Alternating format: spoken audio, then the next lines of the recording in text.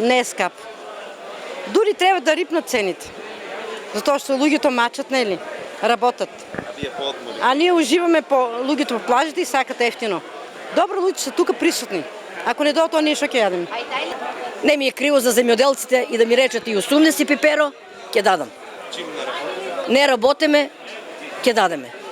Мислам, фала и тоа што работат, што ни донесуваат да јадеме. Ефтин за прв пат ова лето беше денешниот пазарен ден за купувачите во Штип. Најбарани беа доматите, пиперките и лубениците, а на тезгите почна продажбата и на првите линденски класија, кои традиционално се купуваат во пресрет на празникот. Граѓаните велат дека цените се прифатливи за нивниот джеп и дека маката на земјоделците е голема, па затоа не им е жал да платат и поскапо, кога производот е домашен и повеќе квалитетен.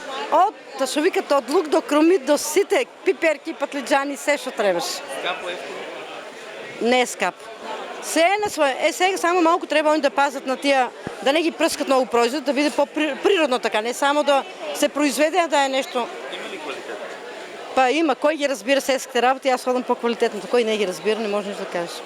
Вај петок си купи краставици, патлиџани, пипер, па сега ќе видиме нешто и овошје. И тоа е, пазарот не е скап. Мислам солиден е за секој да си купи по нешто. За пазаро ли?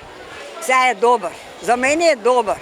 Ако баба нема многу голема пензија, ама изкарава баба за сама. Пиперки, патлиџани, компири, се, кромит. Да. Нема ефтино, а мора да се јаде.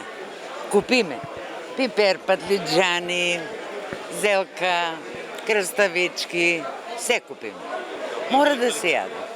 Квалитет има, ама многу е скап. Ама мора да јадеме. Ќе земеме праскички, некоја динче, патлиџан, пипер. Цените? Добри се цените. Добри се, што погледна, стварно, луѓето се мачат, не се скапи цените. Реално. Мене не се скапи. Се е окей. Што за дома, патлиџани, ништо друго. Иако останаа со половина род по невремето што се случи пред само неколку дена, земјоделците велат дека не се откажуваат, а цените нема да ги покачат. Децидниот и доматите се најмногу трошат. Најмногу патлиџани и пипер. Дини, бустан. Цени патлиџано 50, пиперо 50, тај 60 тамо. Дините 20 динари. Лубениците 15.